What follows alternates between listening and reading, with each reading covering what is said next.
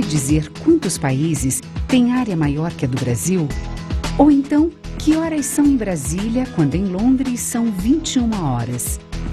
E qual é a distância que podemos obter a partir do mapa entre Rio de Janeiro e Washington? A matemática pode responder a muitas questões sobre o mundo em que vivemos. Portanto, preste atenção e boa aula!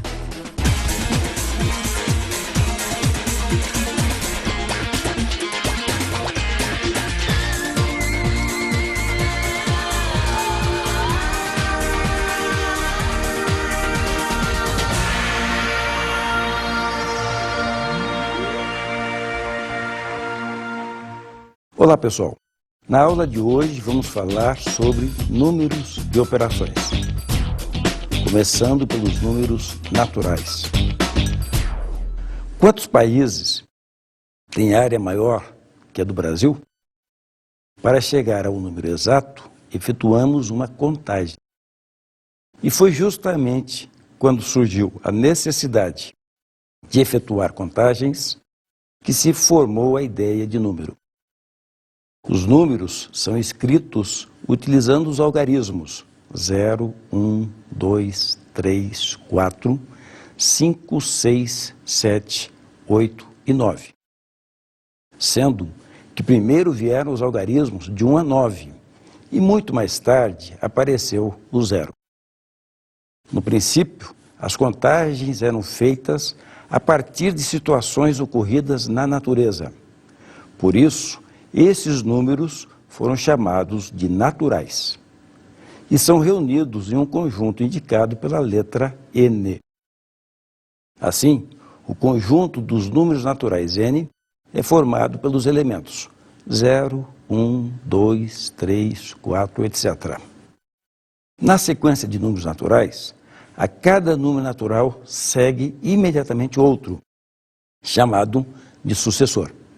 Assim, o sucessor de 5 é 6, de 37 é 38, e de 423 é 424, e assim por diante, indefinidamente. Não existe o maior número natural. Os matemáticos expressam essa ideia dizendo que a sucessão dos números naturais é infinita. Vamos ver agora um exemplo de contagem. Uma lanchonete tem no seu cardápio 2 tipos de sucos e 3 tipos de sanduíches. A pergunta é: quantos lanches diferentes são oferecidos se cada lanche deve ter um suco e um sanduíche? Vamos analisar a situação. Para ilustrar nosso raciocínio, vamos construir um esquema chamado Árvore das Possibilidades. Para cada tipo de suco, existem 3 opções de sanduíches. Para o primeiro copo de suco, temos 3 possibilidades de lanches. E para o segundo copo de suco, também temos as mesmas 3 possibilidades de lanches. Observando a árvore das possibilidades, verificamos que podemos calcular o número total de lanches da seguinte forma: 2, total de sucos, vezes 3, total de sanduíches. 2 vezes 3, igual a 6. A esse processo, damos o nome de princípio multiplicativo da contagem. Ou seja, suco 1 com o sanduíche 1, suco 1 com o sanduíche 2, suco 1 com o sanduíche 3, suco 2 com o sanduíche 1, suco 2 com o sanduíche 2 e, por fim, suco 2 com o sanduíche 3. Confirmado. São 6 tipos de lanches diferentes que a lanchonete oferece. Vamos passar agora para os números inteiros. Você já deve ter visto nos noticiários da televisão ou nas páginas dos jornais que a Bolsa de Valores fechou as cotações com negativas de menos 1%, menos 2%, não é mesmo? Pois é, o uso dos números negativos é frequente nos dias de hoje. Mas antigamente, o homem não sabia, por exemplo, como resolver uma subtração do tipo 50 menos 70. O sinal de menos, colocado antes do número, passou a indicar quantidades menores que zero. Menos 1, menos 2, menos 3, menos 4 etc. Os números inteiros negativos, o zero, e os números inteiros positivos constituem o conjunto dos números inteiros, que são representados pela letra Z. O conjunto dos números inteiros Z é dado por etc., menos 3, menos 2, menos 1, 0, 1, 2, 3, 4, etc. Como todos os números naturais também são inteiros, dizemos que n é um subconjunto de Z, ou ainda, que n está contido em Z, e indicamos como n está contido em Z. Veja no gráfico. Bem, já sabemos o que são números naturais e o que são números inteiros, não é mesmo? Então você já pode responder. Quantos números naturais existem entre menos 2 e 2? Apenas 2, o 0 e o 1. E quantos números inteiros existem nesse intervalo entre menos 2 a 2? Aí são 3 números, o menos 1, o 0 e 1. Agora, vamos aos números racionais. Para começar, vou fazer uma pergunta bem simples. Qual é a distância entre a cidade do Rio de Janeiro e a cidade de Washington, nos Estados Unidos? Vamos facilitar um pouco. Dê uma olhada no mapa.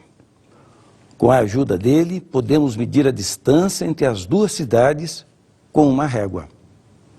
A distância entre as duas cidades no mapa é de aproximadamente 2,8 centímetros. E como transformar a distância do mapa na distância real? Note que a distância é considerada em linha reta. Perceba que no canto inferior direito há uma escala, 1 para 300.292.858. Isso significa que cada centímetro do mapa representa 300.292.858 centímetros na distância real. Então, o que temos a fazer é multiplicar a distância que medimos com a régua por esse número da escala.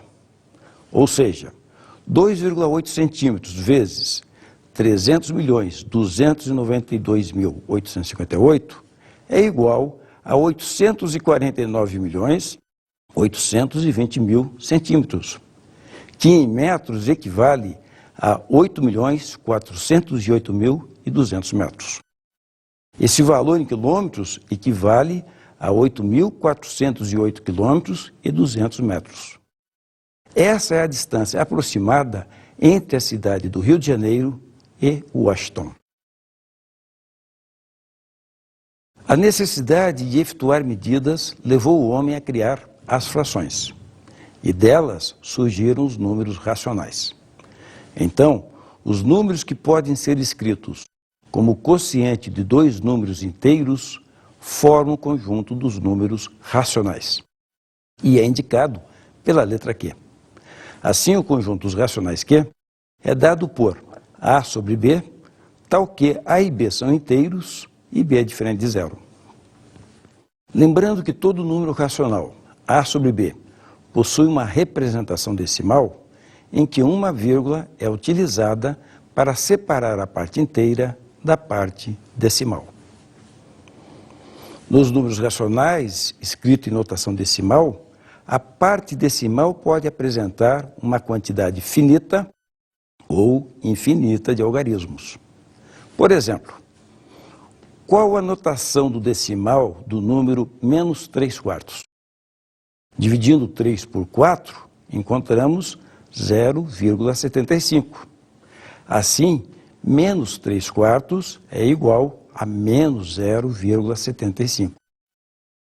E qual a notação decimal do número 7/3? 7 sobre 3 é igual a 2,3333, etc.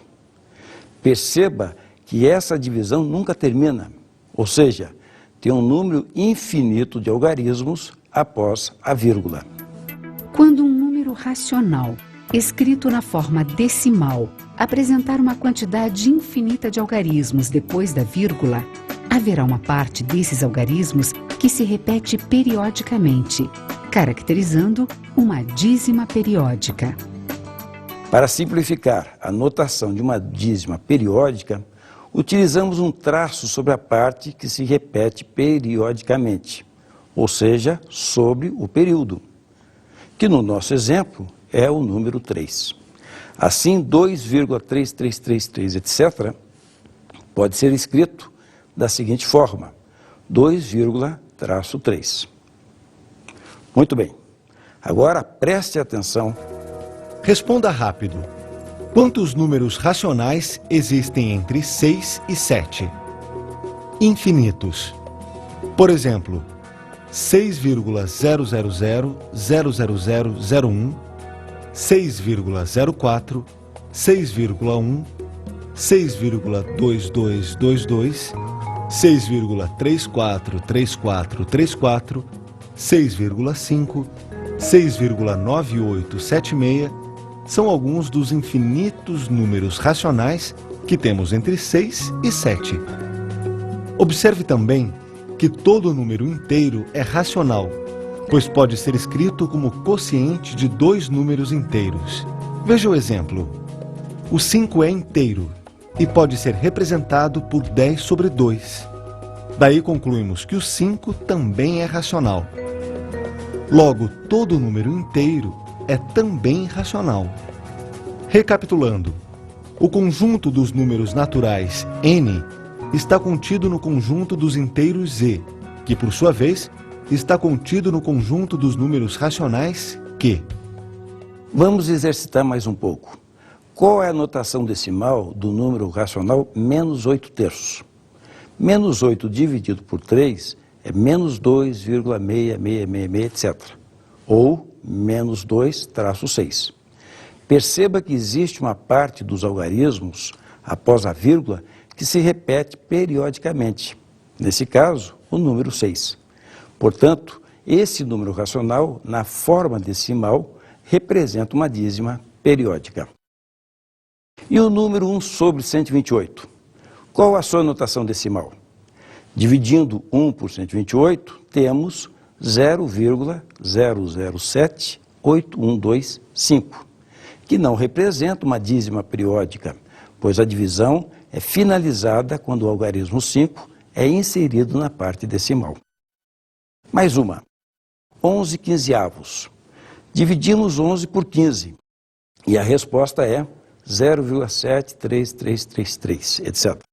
Outra dízima periódica.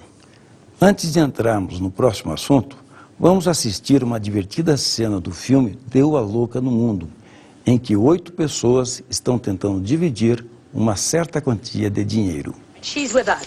Now, what's with this fair shares for everybody? Look, ma'am, all I said was we arrived in 4 vehicles. I think we should split it up in 4 quarters. 4 quarters?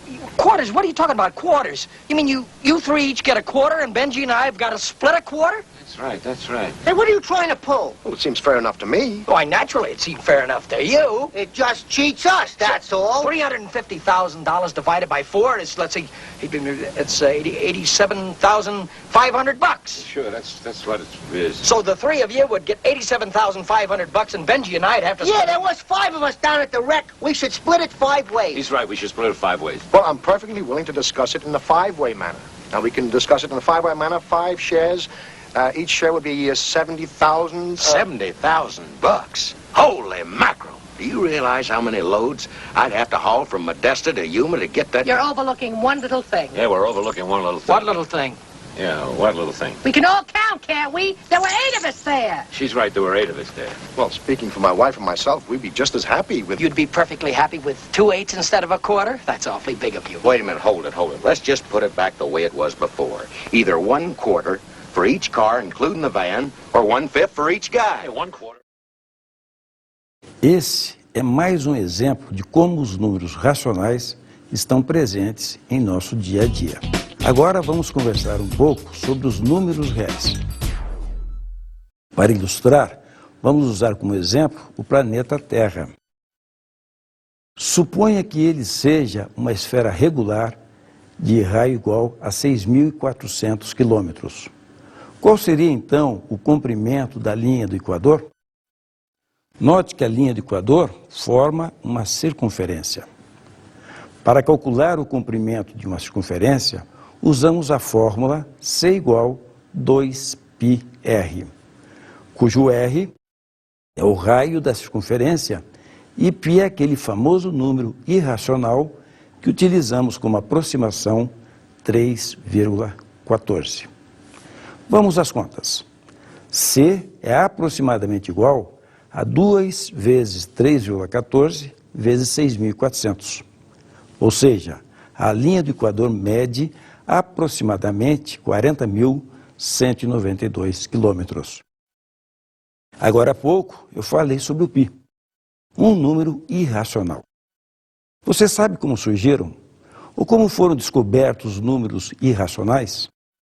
Uma das possibilidades é a história a seguir.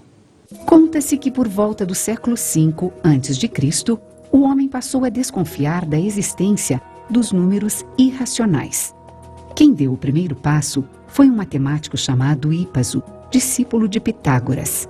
Hipaso desconfiou que a medida da diagonal de um quadrado de lado, igual a uma unidade, não podia ser expressa pela razão de dois números inteiros e, portanto, não era um número racional. Lembrando que o valor da diagonal de um quadrado já era de conhecimento de todos e era calculada pelo famoso teorema de Pitágoras, em todo triângulo retângulo, a medida da hipotenusa ao quadrado é igual à soma dos quadrados das medidas dos catetos. Observe esse quadrado de lado, uma unidade de comprimento, e vamos aplicar o teorema de Pitágoras para determinar a sua diagonal. Assim temos que d ao quadrado é igual a 1 ao quadrado mais 1 ao quadrado. d igual raiz de 2, que representa um número entre 1,41 e 1,42. Vocês devem estar se perguntando, e o número π, como surgiu? Bem, há muito tempo já se sabia que, dividindo o comprimento da circunferência pela medida do seu diâmetro, o resultado obtido seria sempre o mesmo, qualquer que fosse a circunferência. Os antigos egípcios usavam o valor 3,16. Já os babilônios usavam 3,12. Arquimedes, no século III a.C., usava o 3,14, ou a fração 22 sétimos. Já Ptolomeu, no século II d.C., tinha para π o valor 3,1416. Em 1430, um matemático árabe chamado Al-Kashi conseguiu ir mais longe e encontrou o valor de π com 16 casas decimais. Mas foi por volta de 1737 que o π ganhou maior notoriedade, quando o matemático suíço Leonhard Euler passou a utilizá-lo em seus livros. Logo em seguida, outro matemático também suíço, chamado Lambert, provou que o π, na verdade, tem infinitas casas decimais e não apresenta período. Por isso é um número irracional. Ou seja, número irracional é todo número que dá origem a uma dízima, mas essa dízima não tem período. Ou seja, na parte decimal não existe um número que se repita indefinidamente. E por isso, um número irracional não pode ser colocado na forma A sobre B.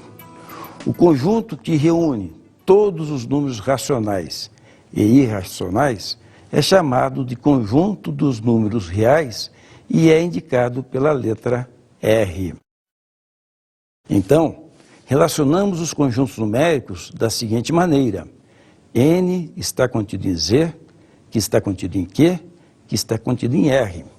Usando um diagrama, podemos representar a relação entre os conjuntos numéricos da seguinte forma. Percebemos que o conjunto dos números naturais é subconjunto dos números inteiros, que por sua vez é subconjunto dos números racionais. Ainda temos que o conjunto dos números racionais é subconjunto dos números reais. O conjunto dos números irracionais, representado normalmente pela letra I, também é subconjunto do conjunto dos números reais. Os números reais também podem ser mostrados através de uma reta. A reta dos números reais. Vocês com certeza, em algum momento, já utilizaram uma régua para medir alguma coisa, certo? Ao efetuar medidas com o uso de réguas, aprendemos a relacionar números com pontos marcados na régua. A reta na qual os números reais estão representados é chamada reta real ou eixo real. E como é essa reta? Vamos ver o esquema. Em primeiro lugar, traçamos uma reta, supondo que se prolongue indefinidamente em ambos os sentidos. Depois elegemos dois pontos da reta, o valor 0 e o valor 1. A distância entre 0 e 1 será a unidade que nos permitirá marcar os outros pontos. Em seguida, associamos os números inteiros a esses pontos. 1, 2, 3, menos 1, menos 2, menos 3. E podemos subdividir essas divisões para colocar os valores racionais e irracionais. De modo que a cada ponto da reta corresponde exatamente a um número real. E a cada número real também corresponde a um ponto da reta. Assim, dados dois números reais, quaisquer A e B, podemos observar as seguintes possibilidades. A primeira, se A for igual a B. A segunda, se A for menor que B. Note que A está à esquerda de B. E a terceira, se A for maior que B. Note que A está à direita de B. Dessa forma, dizemos que os números reais são ordenáveis. Falar que um conjunto é ordenável significa dizer que nele temos a ideia de ordem, ou seja, ele pode ser colocado em ordem crescente ou decrescente.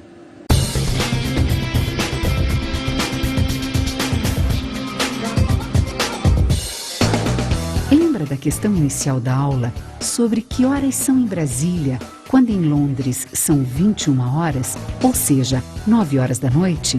Já sabe como calcular? Conhecendo a reta dos números reais, é bem mais simples do que você imagina. Note que no mapa, Brasília fica no espaço que indica -3 e Londres está no espaço que indica 0.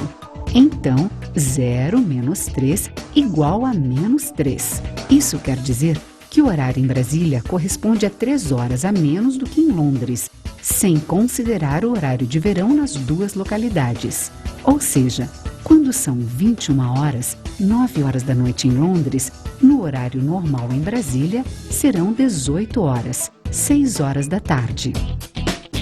Vamos falar sobre porcentagem. Quem nunca viu ou ouviu expressões do tipo 10% de desconto à vista? Os combustíveis subiram 27%, ou a inflação esse ano foi de 13%.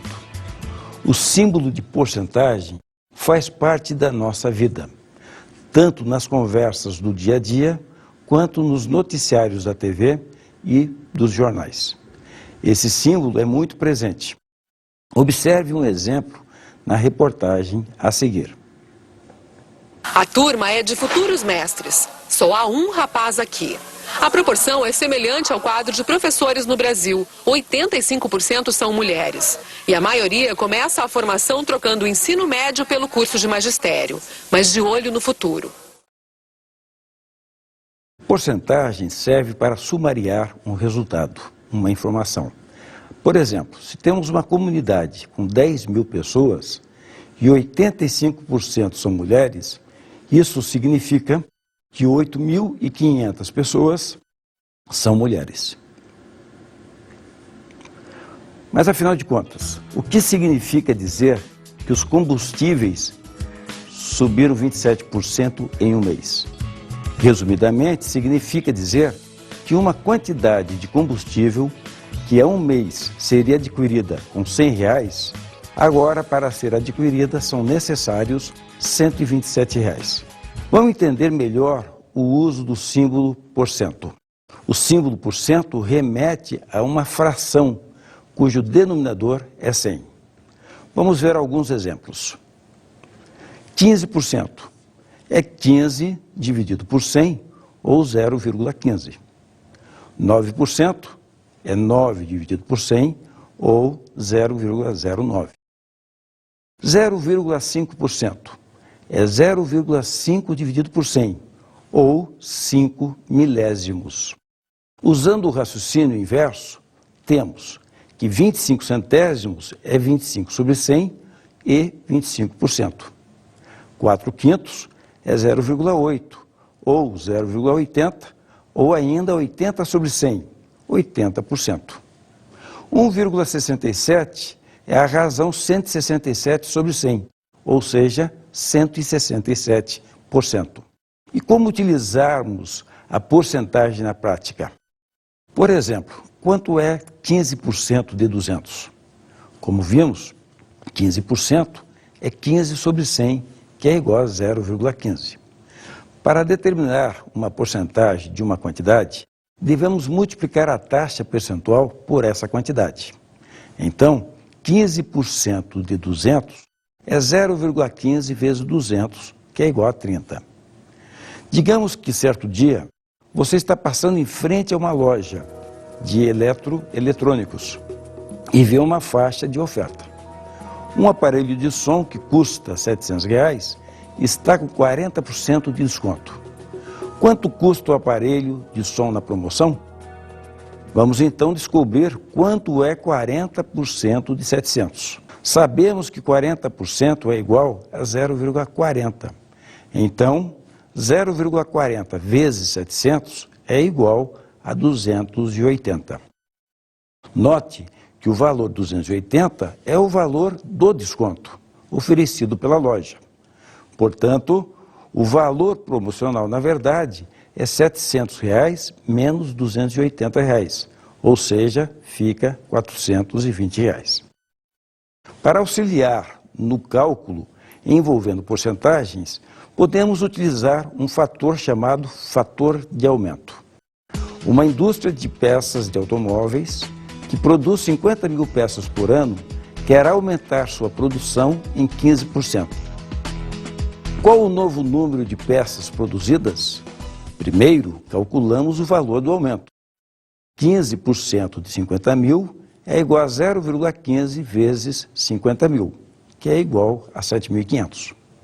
Então, a nova produção será de 50 mil, que é o que a empresa já produz, mais 7.500 peças, referentes aos 15% de aumento. Portanto, a nova produção será de 57.500 peças. Agora vamos resolver essa situação utilizando o fator de aumento. Inicialmente, vamos obter o fator de aumento relacionado a essa situação. No mesmo exemplo, digamos que a produção atual de peças é X. O aumento é de 15% de X, que é igual a 0,15 vezes X. Para obter o valor da nova produção, devemos somar a produção antes do aumento com o valor do aumento. Assim temos X mais 0,15x é igual a 1,15x. Portanto, a nova produção será de 1,15 vezes a produção antes do aumento, em que o número 1,15 é chamado fator de aumento. Agora, vamos retomar o nosso problema e resolvê-lo utilizando o fator de aumento. 1,15 vezes 50 mil é igual a 57.500. Ou seja, a produção será de 57.500 peças, valor que já havíamos encontrado. Utilizando o fator de aumento, percebemos que chegamos diretamente no valor da nova produção, sem termos de calcular o valor do aumento. Em geral, se um valor A sofre um aumento percentual, segundo uma dada taxa I, o novo valor N é dado por N igual, parênteses, 1 mais I, fecha parênteses, vezes A, em que 1 mais I é o fator de aumento. Quando conhecemos o aumento percentual I, nesse caso o fator é dado por F igual 1 mais I. Por exemplo, uma empresa aumentará o preço dos produtos A, B e C comercializados por ela da seguinte forma: o produto A terá um aumento de 7%, o produto B aumentará 24,7%. E, por fim, o produto C será aumentado em 400%. Quais são os respectivos fatores de aumento de cada produto? Para o produto A temos 7%, que é igual a 0,07. F é igual a 1 mais 0,07, F é igual a 1,07. Para o produto B, temos 24,7%, que é igual a 0,247, e, portanto, o F é igual a 1,247. Por fim, para o produto C, temos 400%, é igual a 4. F vai ser 1 mais 4, que é igual a 5. Vejamos outro exemplo. Em uma empresa, o preço de venda de um de seus produtos é R$ 250. O preço desse produto será reajustado em 13%. Qual é o fator de aumento e qual o novo preço de venda desse produto? Fator de aumento, 13%, que é igual a 0,13. Portanto, F, que é igual a 1 mais I, vai ser 1 mais 0,13.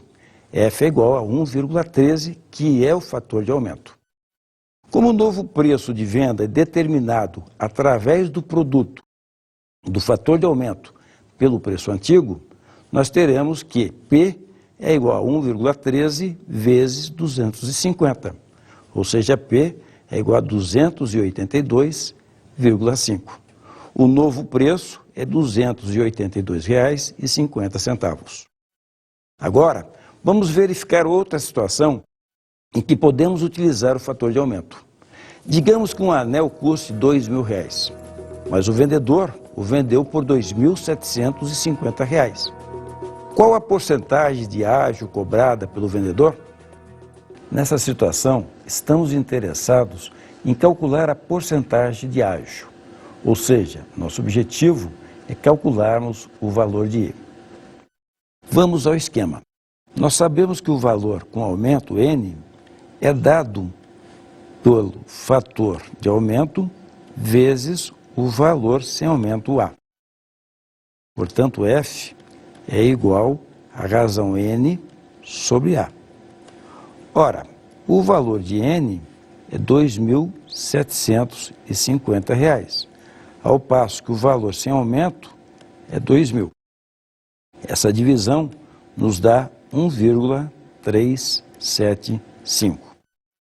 Também sabemos que F é dado por 1 mais I. Note que nós temos como objetivo encontrar o I. Portanto, o I é igual a F menos 1. Esse F nós acabamos de calculá-lo e é 1,375 menos o 1, nós vamos ter que a nossa taxa será de 0,375.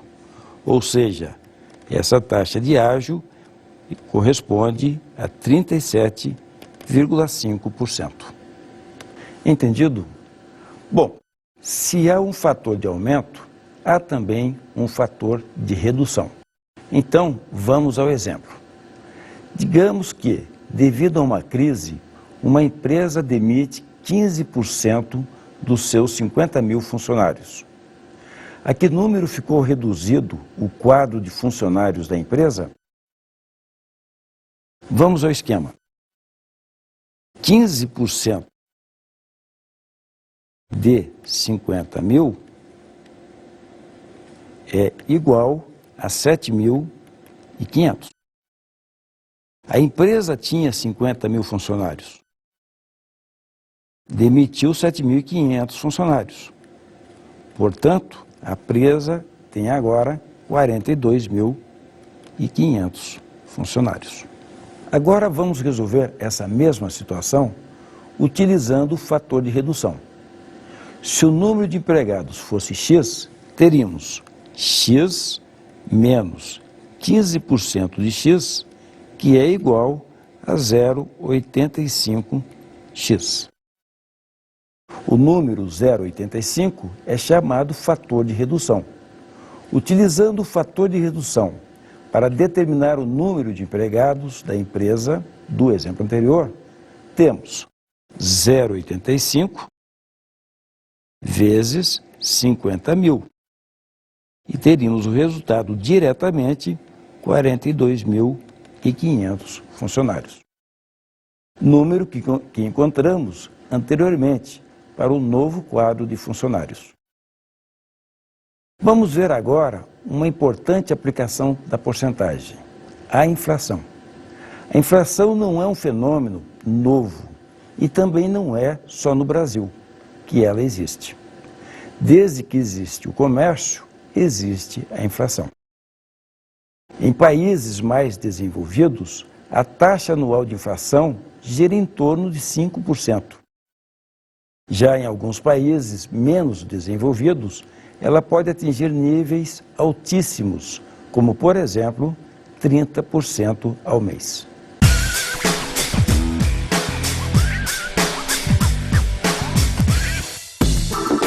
Você com certeza sabe o dia, o mês e o ano em que nasceu. Mas você sabe em que dia da semana isso aconteceu? Não?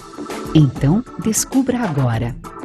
Tomemos como exemplo um dos mais consagrados físicos do mundo, Stephen Hawking, nascido em 8 de janeiro de 1942.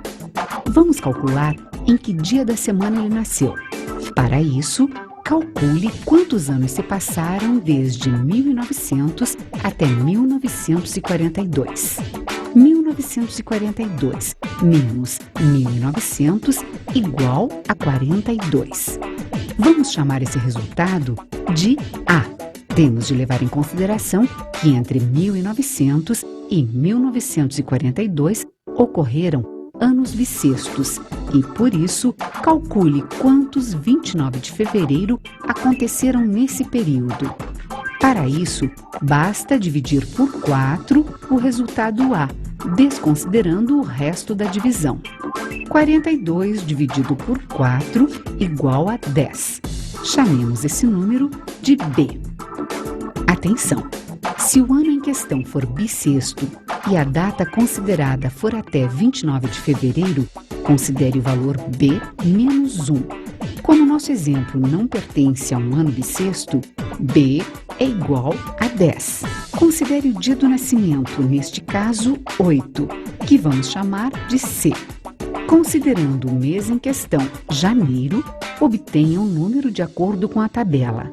Janeiro igual a 1. Esse é o nosso valor D. Some agora A mais B mais C mais D. Divida por 7 e, desta vez, considere o resto da divisão. 42 mais 10 mais 8 mais 1 é igual a 61, que dividido por 7 é igual a 8, com o resto 5. Finalmente, procure esse resto na tabela a seguir e você terá como resultado 5, quinta-feira, que é o dia da semana do nascimento de Stephen Hawking. Experimente descobrir outras datas de aniversário ou de fatos históricos.